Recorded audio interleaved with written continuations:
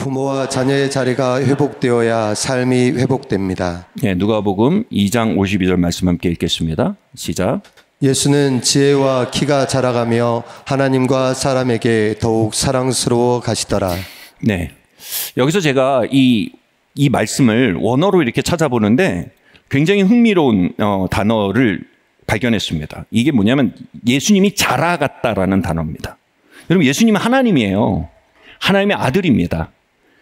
그냥 인문학적으로만 봐도 세계 5대 성현 중에 한 명이고요. 그런데 그분도 성장하고 진보했다고 말합니다. 여기서 성장하고 진보했다, 전진했다, 진보했다, 발전했다, 뭐 이런 뜻이에요. 오늘로 보면 그분이 지혜에 있어서 계속 발전했대요. 다시 말해 지혜는 삶을 다루는 기술입니다. 하나님이 예수님이 삶을 다루는 기술에 있어서 계속 진보했다고 말합니다. 여기 키라고 번역된 게 킹제임스 버전은 stature 이렇게 돼 있는데, 이 stature가 키라는 의미도 있지만 stature가 뭐냐면 위상, 평판, 지위를 의미하기도 합니다. 그래서 그분의 평판과 위상과 지위, 즉 영향력이 점점 진보했다고 말합니다. 삶을 다루는 기술이 진보하고 그에 따라 그의 위상과 영향력이 진보했다라는 것입니다. 여러분, 하나님의 아들도 진보했는데 하물며 우리는 얼마나 더 진보해야겠습니까? 하나님의 아들도 성장했는데 하물며 우리는 더 얼마나 성장해 나가야겠습니까? 저는 새 아이를 20년 넘게 키웠습니다. 교회를 개척하고 담임 목회를 20년 넘게 했습니다. 또 학교를 시작하고 15년이 넘도록 계속 교육을 세워왔습니다. 신학 공부만 9년 넘게 하고 다시 신학 공부를 또 시작하고 있습니다. 저에게서 가장 큰 유혹이 뭘까요? 제가 스스로 프로페셔널하다고 생각하는 겁니다. 스스로 성장했다라고 생각하는 겁니다. 스스로 어느 정도의 단계에 들어갔다라고 생각하는 것입니다. 그러한 생각을 품으면 제 성장과 진보가 멈춰집니다. 저는 아직도 무럭무럭 자라나가야 합니다. 매우 발전해야 합니다.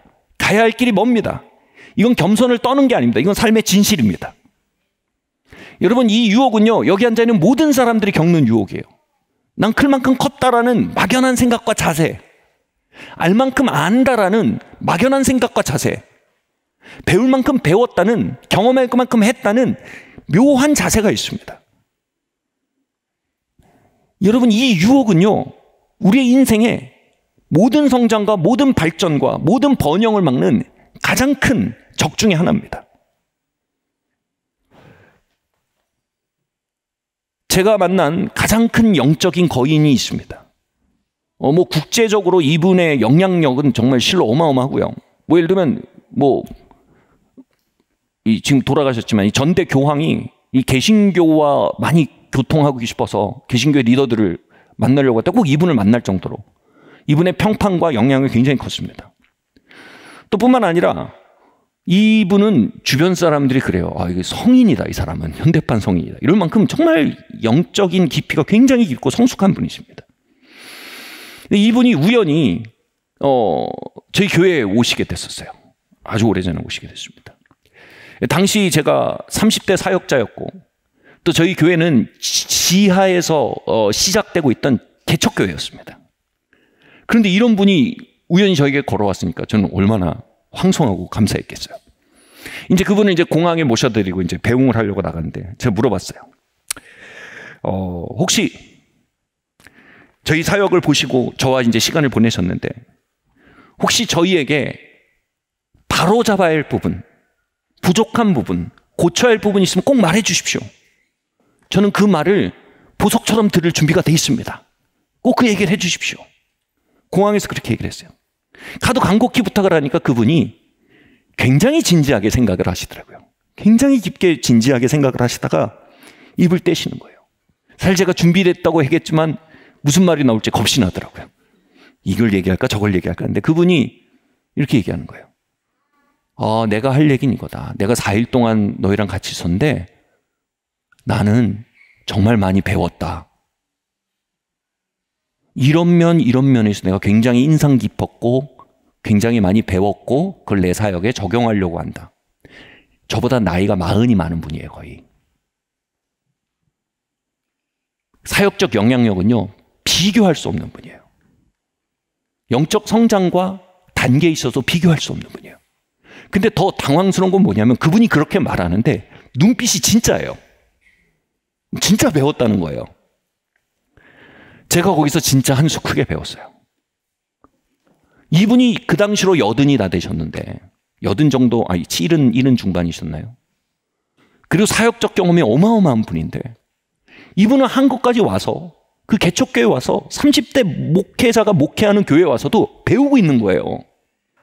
그 진심으로 배운 거예요. 그 말을 남기고 이제 비행기를 타셨는데 제가 너무 놀라웠어요. 와, 나는 너무나 오만한 사람이구나라는 생각이 들 정도였어요.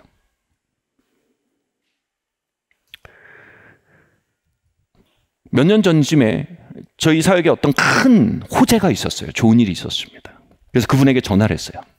전화를 해가지고 이제 북미에 계시니까 시차가 있어서 제가 밤늦게 전화를 했습니다. 그래서 이런 일이 있고 이런 일이 있었어요.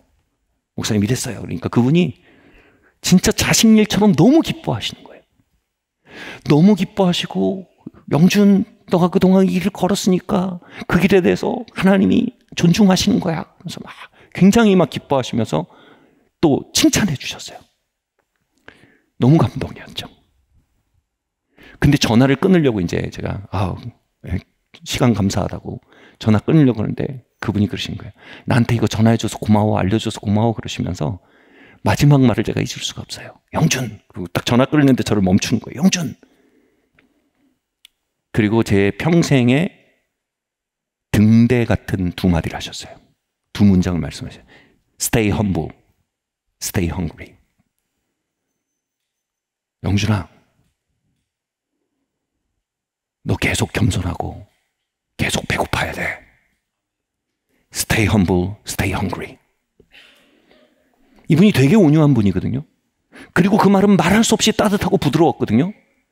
근데 이렇게 말할까요? 제가 들었던 말 중에 가장 엄한 말 중에 하나였어요. 어마어마하게 엄한 말로 다가오는 거예요. 그리고 전화기 너머로 불이 오는 것 같았어요. Stay humble, stay hungry. 그게 얼마나 제 삶의 큰 경고인지, 또 우리 모두의 삶에 얼마나 큰 경고인지 우린 기억해야 합니다. 그리스의 한 비극 연극에 이런 대사가 있습니다. 신은 파멸시키는 사람에게 오만을 준다네. 누군가 이렇게 패러프레이즈 했더라고요. 신은 누군가를 파멸시킬 때 그에게 이렇게 말한다네. 너는 정말 유능한 사람이야.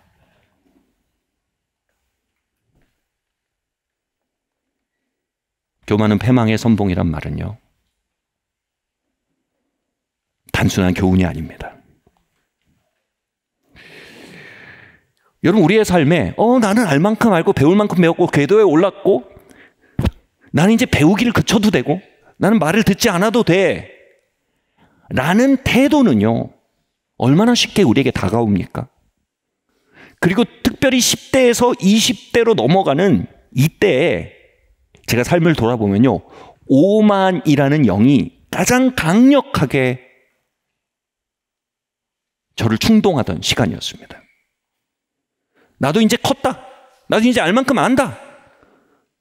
자신에 대한 신뢰가 시작되고 권위에 대한 반문이 시작됩니다. 당연한 성장의 과정이지만 때로는 그것이 과해져서 오만으로 기울어지기 매우 쉬운 기간입니다. 그 유혹에 반복적으로 응답하고 나면 그건 한때의 유혹이 아니라 성품이 되고 맙니다. 저는 그것이 성품이 된 20대가 되어 있었습니다. 그리고 하나님은 제 성품이 된 오만을 깎아내기 시작하셨습니다. 대학교 2학년 때 일이었습니다. 당시 제가 다니던 교회 대학부는요, 저의 작은 소우주였습니다. 거기서 박수를 받으면 온 우주에서 박수를 받는 거고, 거기서 환영을 받으면 온 우주에서 환영받는 것처럼 저의 작은 세상이었어요. 대학교 2학년 때인데 당시 대학부 회장의 자격이 대학교 3학년 이상이었습니다. 근데 제가 2학년인데 저를 회장 후보로 올려준 거예요. 얼마나 기분이 좋은지 모릅니다. 대학부에는요, 정말 경건하고 정말 성품 좋고 정말 예쁜 누님들이 많이 계셨었어요. 어머, 영준아, 너 대학교 2학년인데 회장 후보가 됐구나. 너 너무 자랑스럽다. 싱싱하고 생글생글한 동기들이 제 주변에 있었어요. 영준아, 너 우리 기수에서 후보가 됐구나. 야, 너 우리 기수의 자랑이야. 와. 기도했어요. 하나님, 이 회장에 출마를 해야겠습니까? 기도하는데 아무리 생각해도 저의 리더십과 행정력이 잘할 수 있는 굉장히 좋은 기회라는 생각이 들었어요. 야, 이거 너무 좋은 기회다. 출마해야겠다. 하나님 인도하십니다. 그래서 제가 그 얘기를 이제 아버지가 당시 출근하고 계셨는데 거기 말했어요. 아버지, 제가 대학부에서 대학교 2학년인데 추천을 받았습니다. 회장에 나가려고 합니다. 그러니까 저희 아버지가 나가다가 들어오시는 거예요. 들어오시더니 저희 아버지의 아버지가 오늘따라 계시네요, 여기. 저희 아버지의 언어가 있어요. 영준아, 개쩍은 짓 하지 마라. 쓸데없는 짓 하지 말라는 거예요. 개쩍은 짓 하지 마라. 그리고 또 이런 언어가 있어요. 야, 변죽 울리지 마라, 인생. 변죽이 뭐냐면 북의 가장자리라는 뜻이에요. 제가 그 뜻을 20대 때 알았어요. 그냥 변죽하면 뭔지 알 것 같았는데 아무튼 정확한 뜻을 그때 알았어요. 그렇게 자꾸 주변부에 맴돌지 말라는 거예요. 변죽 울리면 개쩍은 짓 하지 마라. 안 돼. 그러고 나가셨어요. 제가 너무 힘들었어요. 적당히 힘들면 게임을 하거나 놀러 나갈 텐데 너무 힘드니까 기도가 나오더라고요. 기도를 했어요. 하나님께 제가 하나님께 드렸던 기도를 여기서 아버지가 계신데 라이브로 얘기하게 생겼네요. 하나님, 조금 더 친절하게 말씀하셔도 되는 거 아닙니까? 조금 더 설명을 하시든지 아니면 좀 자녀의 입장을 좀 존중해 주시든지. 이제 저도 21살이란 말입니다. 하나님. 하나님, 이제 내가 21살이고 나도 기도하고 내일을 결정할 수 있는 나이고 나도 내가 뭘 하고 있는지 안단 말입니다. 내가 선택하는 게 결과가 뭔지 아는 나이란 말입니다. 존중받지 못하는 느낌입니다. 하나님, 그리고 내가 기도하고 결정했지 않습니까? 그리고 이건 제가 리더십과 행정력에서 잘할 수 있는 좋은 기회입니다. 하나님. 하나님, 너무 속이 상합니다. 근데 그때 제가 받은 응답은 정말 섭섭했어요. 요약하면 이거예요. 순종해라요. 순종해라. 입이 이만큼 나오는 것 같았어요. 아멘. 순종해라. 돌아보면요, 제가 회장에 출마했던 분명히 행정력과 리더십에 있어서 성장할 기회가 있었을 겁니다. 그런데 그때 순종해라 그 말은요, 제 깊은 곳에 무언가를 건드렸어요. 제 안에 성품화되어 있던 오만함이었어요. 오만이 딱 건드려졌어요. 제 육신의 아버지는요, 하늘 아버지가 제 주변을 딱딱하게 덮게 됐던 오만의 껍질을 깎아내기 위해서 드신 과도와 같았어요. 그 과도로 오만이란 껍질을 벗겨내는 거예요. 그 방법이 뭐였어요? 안 돼, 영준아.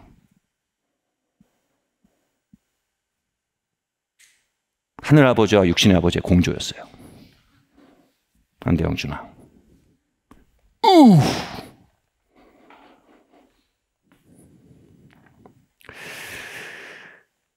여러분, 이게 깎여나갈 때 굉장히 힘듭니다. 그때 이 고통을 피하는 방법은 뭐냐면 그 말씀하시는 분의 약점을 연구하는 겁니다. 그러다면 이 고통이 그분의 탓이 됩니다. 그러면 나는 그 고통을 또 피할 수 있는 탈출구가 생깁니다. 천재적이죠. 여러분, 오만의 영은 천재적이에요. 제가 돋보기를 들고 저희 아버지의 약점을 살피기 시작했어요. 왜 이렇게 말하지? 아버지는 항상 이래. 아버지는 뭐 내 뜻을 존중한 적이 없는 것 같아. 답은 하나예요. 그래도 순종해라. 여러분, 예수님조차도요, 순종함으로 배우셨대요. 하물며 우리겠습니까? 우리는요, 예수님이 그 깎임의 자리에 머무셨다는 걸 보고 우리도 깎임의 자리로부터 도망치지 않아야 됩니다.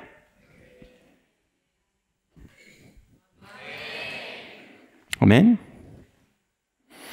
오늘 본문의 맥락이 그거예요. 예수님이 아버지 어머니와 같이 예루살렘에 올라가셨어요. 10대 때였습니다. 그런데 아버지 어머니, 제가 성경에서 가장 신비한 구절 중에 하나예요. 뭐냐면 아버지 어머니가 동행들과 함께 예루살렘을 떠나서 집으로 내려오다가 며칠 길을 가다가 그때 예수님을 놓고 있다는 걸 깨달았어요. 정말 신비롭지 않아요? 오, 우리 아들. 네. 다시 돌아가셨어요. 돌아가셨더니 예수님이 성전에서 율법 교사들과 제사장들과 함께 성경에 대해서 Q&A를 하고 계신 거예요. 10대가. 근데 그분의 입에서 나오는 이야기가 지혜와 계시의 정신으로 충만해서 이들의 입이 떡 벌어져 있었어요. 그리고 그들이 그 꼴을 먹고 있었어요. 다시 말해 그 자리에 말씀의 부흥이 터진 거예요. 예수님은 하나님의 영을 의지해서 하나님의 인도를 받아서 그 자리에 말씀의 부흥을 터뜨리고 있었단 말이에요. 근데 여기 부모님들이 오셔서 하신 말씀이 뭡니까? 거기서 우리 아들 이제 다 컸구나. 우리 아들 정말 훌륭하구나. 너가 내 속으로 낳은 자식이 아닌 것 같았고 라고 하지 않으시고 이놈의 자식아 왜 나를 걱정시키냐, 왜 가자는데 가지 않고 여기서 뭐 하고 있냐라고 말씀하셨어요. 그 앞에서 예수님이 이렇게 말씀하십니다. 내가 아버지 집에 거해 줄 줄을 알지 못하시나이까. 다시 말해 나는 하나님의 아들입니다 라는 선은 분명히 그으셨어요. 그 다음에 어떻게 하셨어요? 독립선을 하신 게 아니고 그 다음 구절이 놀라워요. 부모님과 함께 갈릴리로 내려가서 받들어 순종했대요. 와우. 이 부모님이 어떤 부모님이에요 지금? 예수님 못 알아봐요. 이 부모님이 누구예요? 어떤 부모님? 예수님이 지금 하나님과 동행하고 있는 것을 이해하지 못해요. 이 부모님은 어떤 상태예요 지금? 예수님의 영성보다 훨씬 떨어져요. 이 예수님이 어떤 상태예요? 예수님의 시야보다 이 부모님의 시야가 훨씬 더 좁았어요. 근데 예수님 어떻게 했대요? 내려가서 받들어 순종하셨대요. 그 다음 구절이 이거예요. 예수의 지혜와 stature, 그의 존재감 또는 그의 영향력, 그의 평판이 진보하기 시작했대요. 어디서요? 요셉과 마리아의 자녀의 자리에서요. 아멘? 예수님이 그렇게 말해도 아무도 공격할 수 없어요. 요셉과 마리아의 리더십은 저를 담을 수 없는 간장종지 같은 리더십입니다. 저는 이 안에 있으면 갇힙니다. 이 안에 있으면 내 인생은 닫힙니다. 저는 이제 더 큰 바다를 향해 가야겠습니다. 더 넓은 세상을 향해 가야겠습니다라고 선언하셔도 그 선언을 가장 하실 만한 분인데 그분이 어떻게 돼요? 내려가 받들어 순종하셨대요. 그리고 하나님 그 자리에서 그를 진보시키셨대요. 아멘? 여러분, 신구약에 공통으로 드러나는 계명이 있어요. 부모를 공경하라. 그리하면 뭐라고요? 유산을 많이 상속받을 것이다. 너희가 이 땅에서 날이 길고 잘 될 것이다. 부모를 공경하란 말은요, 절대로 부모 편드는 말씀이 아니에요.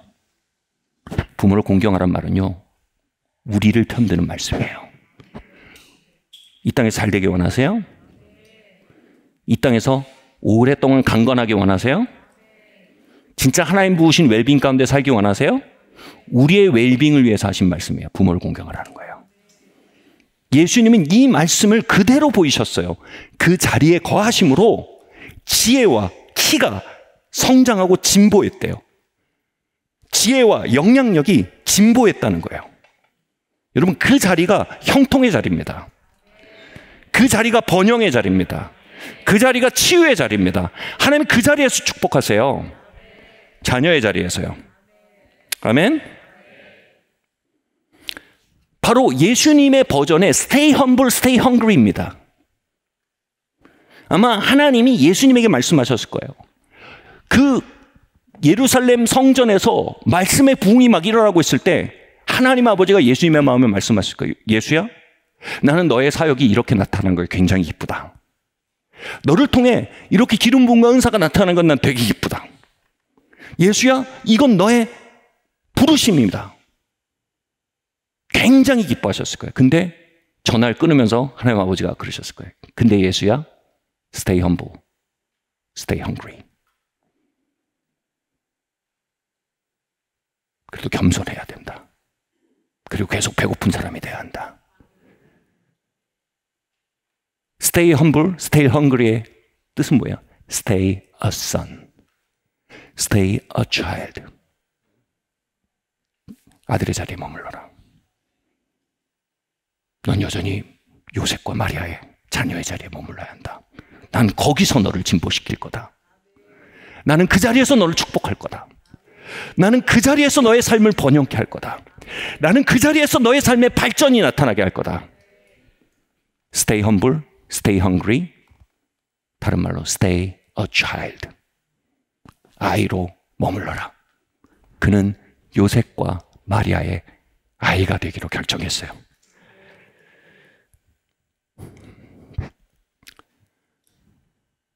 얼마 전에 제 아내가 출장을 갔다 왔어요. 사실 출장 갔다 지금 오랜만에 만났어요. 근데 출장을 갈 때 저희 아내가 이만한 드럼통에 거의 미역국을 잔뜩 끓였어요. 미역국을 끓이면 저희 알아요. 내가 아주 이 사람이 어디 가는구나. 그러면 이제 저희는 이제 미역국을 많이 먹으니까 저 일주일 동안 먹어야 되는 미역국이. 그냥 알아요. 그 맛이 너무 익숙해요. 그래도 먹을 때마다 피가 맑아지는 건 사실이고 먹을 때마다 영양분이 좋아요. 거의 다 먹었어. 근데 여러분 산이의 마을교회 미역국이 있어요. 여기 지금. 그래서 여러분 들으신 분도 있지만 듣지 못한 분도 많기 때문에 제가 이 얘기를 할게요. 굉장히 모든 간증은요. 동일한 능력이 나타나게 하는 복제력이 있습니다. 저는 이 복제력이 바로 이 공간에 풀어질 것을 믿기 때문에 이 얘기를 다시 합니다. 저의 삶에 제임스 조던의 간증은요. 굉장히 큰 복제력을 가지고 동일한 회복의 역사를 가져오는 통로가 됐습니다. 그 간증을 여러분에게 나눌게요. 제임스 조던의 아버지는 세계 2차 대전 참종 용사입니다.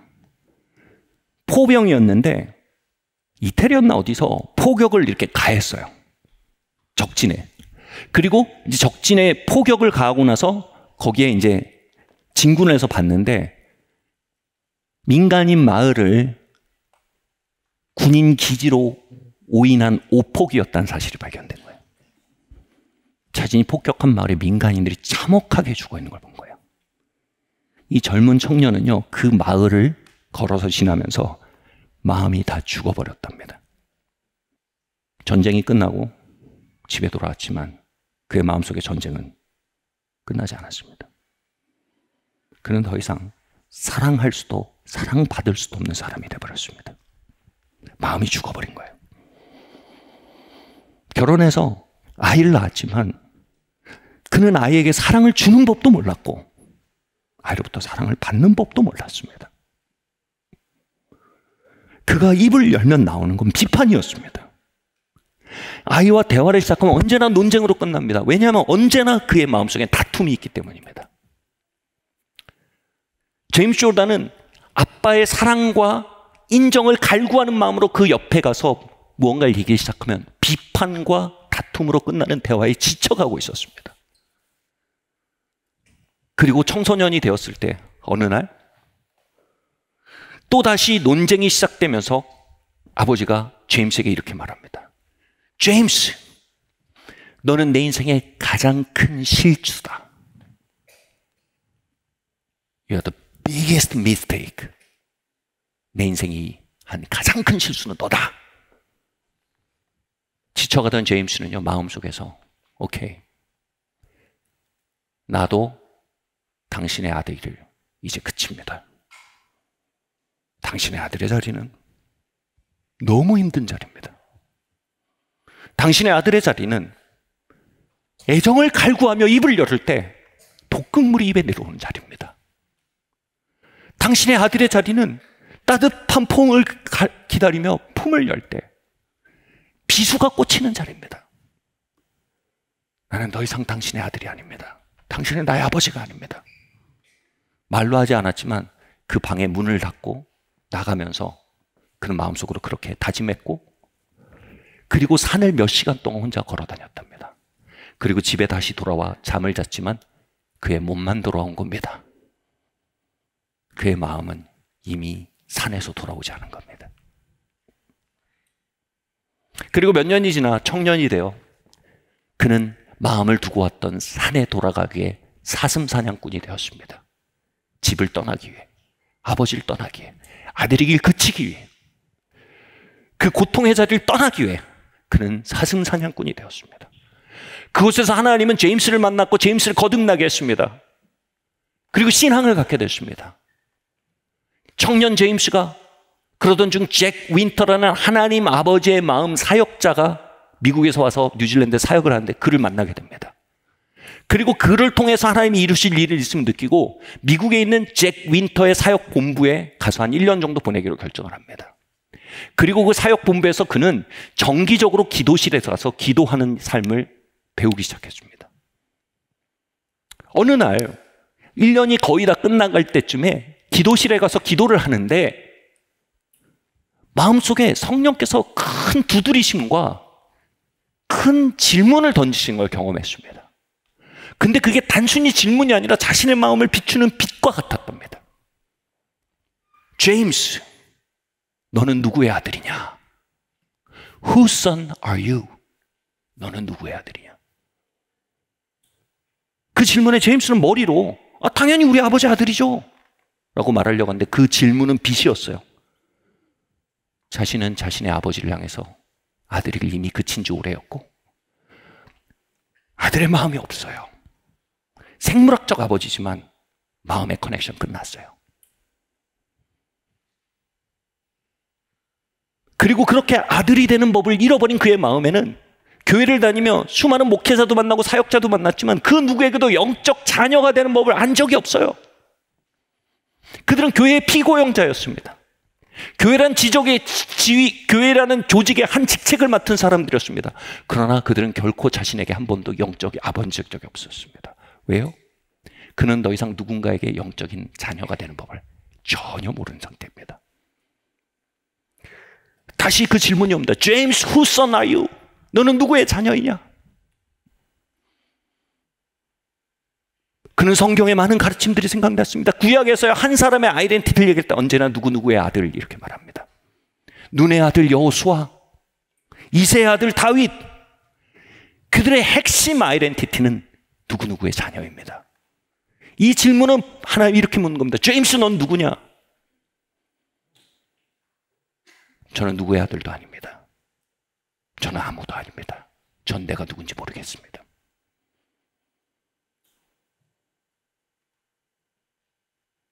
그리고 그날 밤이 생각납니다. 제임스, 넌 내 인생의 가장 큰 실책이야. 나는 당신의 아들이 아닙니다. 라고 떠났던 그 자리에 자신의 아들의 마음을 잃어버리고 걸어 나온 겁니다. 물건을 잃어버리면 어디서 찾습니까? 잃어버린 장소에 가서 찾는 겁니다. 우리는 어디서 아들의 심령을 잃어버립니까? 어디서 자녀의 심령을 잃어버립니까? 우리가 자라나며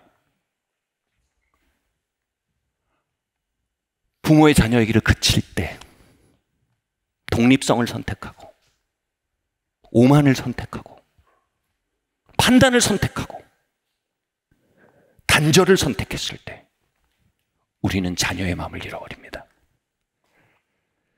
제임스는 그 마음을 어떻게 찾아야 하는지 이제 알았습니다. 그는 펜을 들고 아버지에게 편지를 씁니다. 아버지, 죄송합니다. 저는 지난 몇 년간 아버지의 아들의 길을 그쳤습니다. 이제 아들의 자리로 다시 돌아가려고 합니다. 아버지, 저를 용서해 주십시오. 이제 당신께 다시 마음을 열겠습니다. 당신의 아들이 되겠습니다. 제 마음을 받아주십시오. 편지를 썼습니다. 그 편지를 쓰는 것까지는 좋았어요. 보내려니까 미치겠는 거예요. 왜냐면 아버지는 약점을 잡으면 비판하는 분이에요. 그 편지에는 제임스 자신의 약점을 고백하는 이야기만 가득해요. 편지의 한 문장 한 문장만큼 비판의 양이 쏟아질 걸 보이는 거예요. 그런데 그의 멘토였던 잭 윈터가 말한 거예요. 제임스, 너 그 편지 꼭 보내야 돼. 제임스는 그 편지를 품에 안고 우체통 주변을 서성입니다. 편지를 우체통 입구에다 이렇게 넣었다가 이걸 놓으면 톡 떨어지면 뉴질랜드로 가는 거예요. 다시 뺍니다. 거리 끝까지 걸어갔다가 다시 끝까지 걸어갔다가 늘려가다가 빼려고 하다가 잭윈터의 목소리가 들리는 것 같아요. 제임스, 너 그거 붙여야 돼. 마침내 그 편지를 우체통에 떨어뜨립니다. 편지가 우체통 바닥에 퉁 하고 떨어지는데 고통의 상자, 두려움의 상자, 판도라의 상자가 열립니다. 이제 이 편지가 아버지에게 가는구나. 이제 내가 그렇게 떠나고 싶던 그 자리가 개방되는구나. 그동안 얼려놓았던 우리의 이야기가 다시 해빙되는구나. 얼어붙었던 고통과 두려움이 마음속에 돌아옵니다. 뉴질랜드로 돌아갔습니다. 아버지 어머니를 만났어요. 그는 어마어마한 비판의 홍수를 각오하고 만났습니다.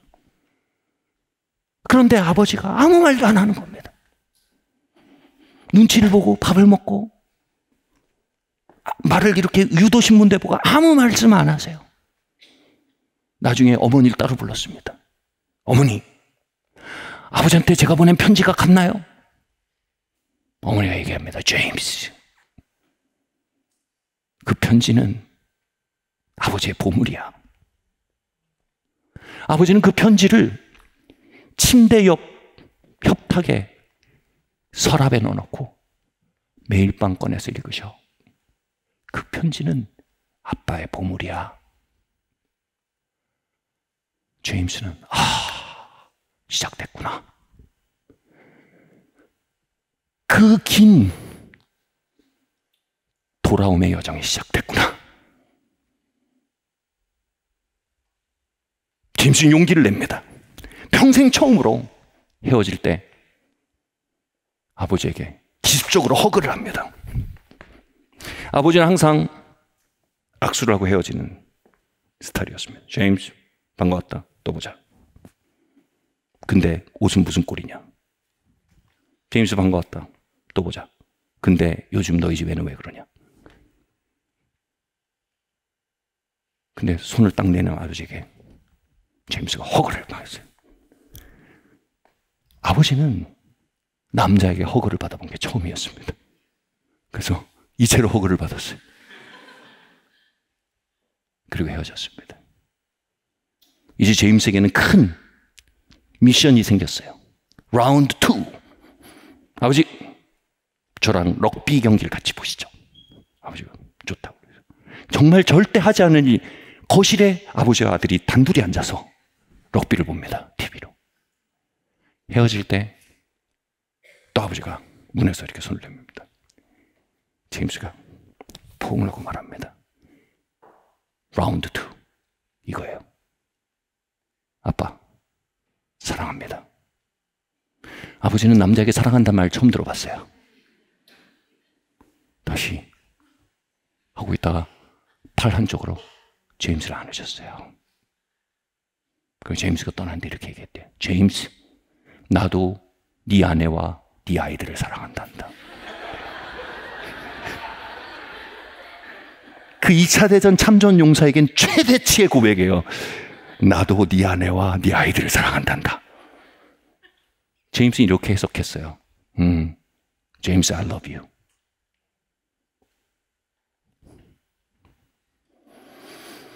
시간이 좀 흘러서 아버지가 치매가 왔어요. 삶의 마지막 구간을 요양원에서 보내시게 됐습니다.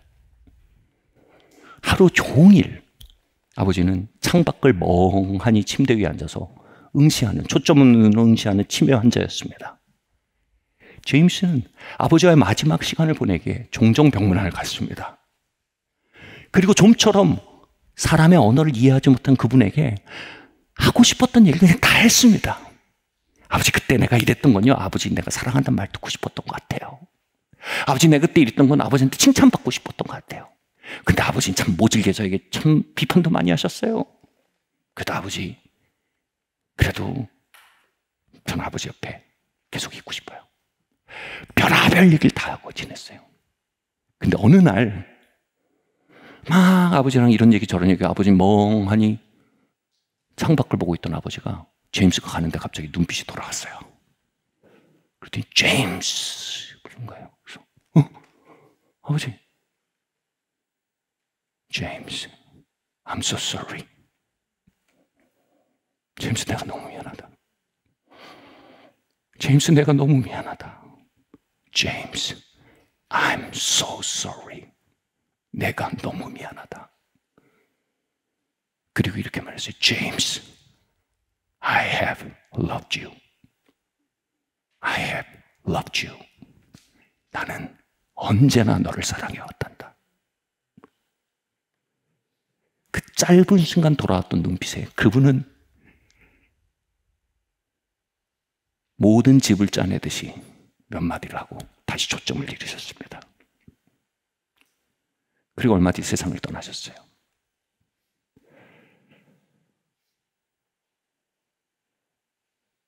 이 이야기를 저희 아버지가 제임스 조던의 스쿨에 참석했다가 들으셨어요.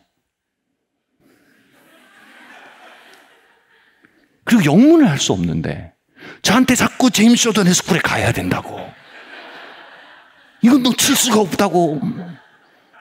저희 아버지가 굉장히 좋으신데 또 한편 이렇게 막 칭찬을 후하게 하는 스타일은 아니십니다. 이상할 정도로 칭찬을 많이 하시는 거예요. 제임스 조던의 스쿨을. 훌륭하다고 그래요. 제가 스쿨이 다 끝나고 나오는데 왠지 아버지의 의도를 알겠는 거예요. 제 마음엔 이렇게 느껴졌어요. 아들아, 우리도 그 회복의 길을 가면 안 되겠냐? 우리도 같이 그 길을 걸어보면 안 되겠냐? 말씀드렸듯 간증은 동일한 능력을 풀어놓는 힘이 있습니다. 그 이야기가 이제 저의 이야기로 상륙했습니다. 어느 날, 지금도 저희 아버지가 몽골에서 선교사로 계신데 그때도 그러셨어요. 몽골에 제가 국제전화를 했습니다. 저희끼리는 이제 목사님이라고 불러요. 목사님, 제가 몽골에 가겠습니다. 저희 아버지가 굉장히 흥분하셨어요. 익사이팅해지셨어요. 선교지 탐방하려고 하십니까? 몽골 지금 여행지가 좀 춥지만 괜찮습니다. 몽골 여행을 하려고 하십니까? 그러셨어요. 제가 그때 평생 하지 않을 소리를 했습니다. 목사님이랑 같이 있으려고 합니다. 보고 싶어서 가는 겁니다. 여행지 선교지 모르겠고 뵙고 싶고 같이 있고 싶어서 갑니다. 그때 전 전화 끊으신 줄 알았어요. 긴 정적이 이어졌어요. 화가 나셨나 혹시? 나중에 어머니한테 물었어요. 무슨 뜻이었냐고. 아버지가 너무 좋아하셨다는 거예요. 말할 수 없이 좋아하셨던 거죠. 저 몽골에 비행기 타고 날아갔어요. 겁나게 춥더라고요. 진짜 얼어 죽을 뻔했어요. 근데 그 조그만 선교사 숙소에서 4박 5일 정도, 정말 한 2년 만에 반상이 열린 아주머니처럼 수다를 떨었어요. 저는 아버지랑 이렇게 수다 떨긴 처음인 것 같은 정도로 수다를 막 떨었어요. 계속 수다를 떨었어요. 막 아버지가 거기서 혼자 있으면서 들으시던 유튜브에 있는 노래 막 이런 거 들으시고, 막 이 사람은 노래를 어떻게 잘 부르고, 그때 아이유가 부른 60대 노부부의 뭐 이야기 뭐 이런 거, 아이고 이 처자는 이렇게 젊은데 이런 감성을 어떻게 표현하나, 막 임영웅 버전도 들었다가 막 목사님 이 노래 너무 우울합니다. 혼자 안 들으셨으면 좋겠습니다. 제가 막 그랬다가 같이 울란바토르 거리를 막 걸으면서 선교사 생활비 얼마나 빠듯합니까? 근데 그걸 쪼개갖고 이거 경화사모 목도리 좀 가져가라고. 이거 사랑이네 나라 목도리 좀 가져가라고. 그걸 사가지고 또 선물을 하시는 거예요. 뭐 그 울란바토르 맛집이 뭐 이렇게 뭐 딱히 맛집이 있겠습니까? 근데 거기 맛집도 찾아서 둘이 가서 먹고 걷고 먹고 걷고 먹고 걷고. 제가 그때가 나이가 40대였던 것 같아요.